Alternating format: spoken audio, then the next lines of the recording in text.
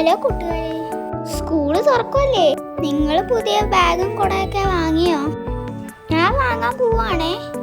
ഫോർമലിലാണ്. ആദ്യം കയറിയ ഷോപ്പിൽ സെറ്റായില്ല. പിന്നെ അവിടുത്തെ ഹൈപ്പർ മാർക്കറ്റിൽ നമ്മൾ പോയി. അവിടുന്ന് ബാഗ് വാങ്ങി, ടിഫിൻ ബോക്സ് വാങ്ങി, കുട വാങ്ങി.